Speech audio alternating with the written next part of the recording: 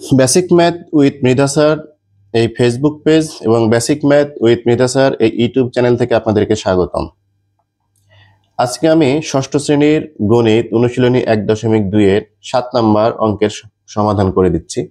7 নম্বর অঙ্কে বলা আছে যে এই কিছু অঙ্ক দেয়া আছে, এই অঙ্কগুলো দ্বারা গঠিত বৃহত্তম সংখ্যা 4 ও 5 দ্বারা বিভাজ্য কিনা তা নির্ণয় করতে হবে। তাহলে আমরা সমাধানে কি করব, আমরা যে অঙ্কগুলো আছে সেগুলো দিয়ে গঠিত বৃহত্তম সংখ্যা লিখে নিব। তাহলে লেখার ভাষা লিখতে গেলে কিভাবে লিখতে হবে, এই 3 0 5 2 7 অঙ্কগুলো দ্বারা গঠিত বৃহত্তম সংখ্যা আমরা লিখে নিলাম এইটা। এখন যেহেতু বলছে যে 4 দ্বারা বিভাজ্য কিনা, তাহলে আমরা 4 দ্বারা বিভাজ্যতার সূত্রটা লিখে নিব। কি লিখব, আমরা জানি কোন সংখ্যার একক ও দশক স্থান মিলে গঠিত সংখ্যা যদি 4 দ্বারা বিভাজ্য হয় তবে ওই সংখ্যাটি 4 দ্বারা বিভাজ্য হবে। এটা কি 4 দ্বারা বিভাজ্যতার সূত্র। তাহলে এই সূত্রের সাথে এই অঙ্কটা এখন আমরা মিলাবো। দেখি যে যেই সংখ্যাটা গঠিত হলো সেটা কত, এই ৭৫,৩২০। তাহলে এই সংখ্যাটিতে একক ও দশক স্থান মিলে গঠিত সংখ্যা হচ্ছে 20। এই যে দেখা যাচ্ছে একক স্থানে আছে 0 আর দশক স্থানে আছে কত, 2। তাহলে এই 0 আর 2 এভাবে একসাথে লিখলে হয় হলো 20। তাহলে এই 20টা কি 4 দ্বারা বিভাজ্য। যদি এই 20টা 4 দ্বারা বিভাজ্য হয় তাহলে এই গঠিত পুরো বৃহত্তম সংখ্যাটাই কি হবে, 4 দ্বারা বিভাজ্য হবে। লিখে নিলাম। হ্যাঁ, আবার আরেকটা অঙ্কের বলা আছে যে এটা 5 দ্বারা বিভাজ্য কিনা তা নির্ণয় করতে হবে। সেক্ষেত্রে আমরা কি করব, 5 দ্বারা বিভাজ্যতার সূত্রটা আগে লিখে নিই। তাহলে লিখবো কি, আবার কোন সংখ্যার একক স্থানে যদি 0 অথবা 5 থাকে তবে ওই সংখ্যাটি কি হয়, 5 দ্বারা বিভাজ্য হয়। তাহলে আমরা যে বৃহত্তম সংখ্যাটা গঠন করলাম সেই সংখ্যাটার ক্ষেত্রে আমরা দেখি এই ৭৫,৩২০ সংখ্যাটিতে একক স্থানে কি আছে, এই যে 0 আছে। হ্যাঁ, 0 রয়েছে। তাহলে যদি 0 থাকে তাহলে কি হবে, এটা 5 দ্বারাও বিভাজ্য হবে। তাহলে সেই কথাটা আমরা লিখে দিই যে অতএব এই ৭৫,৩২০ সংখ্যাটি 5 দ্বারা বিভাজ্য।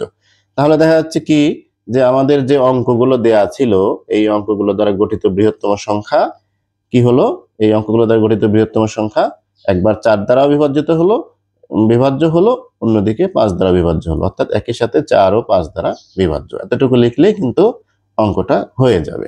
তাহলে এই অঙ্কের মধ্যে দিয়েই আমার অনুশীলনী 1.2 এর সকল অঙ্ক করা হয়ে গেল।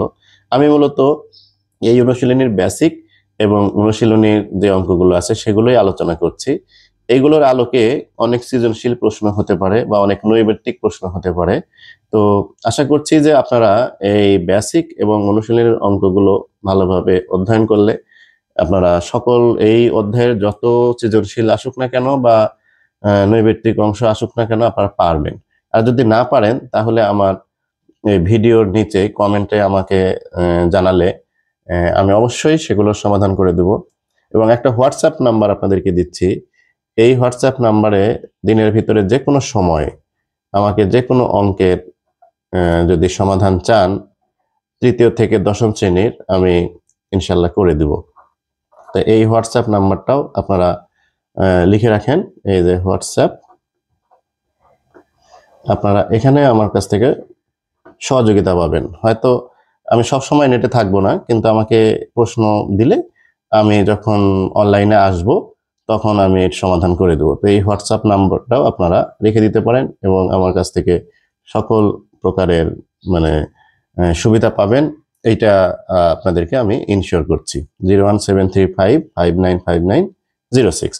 তো অবশ্যই আপনাদেরকে একটা অনুরোধ করি সবসময় যে অবশ্যই আমার চ্যানেলটাকে কি করবেন, ইউটিউব থেকে দেখলে সাবস্ক্রাইব করবেন, আর যদি ফেসবুক পেজ থেকে দেখেন তাহলে ফলো করবেন।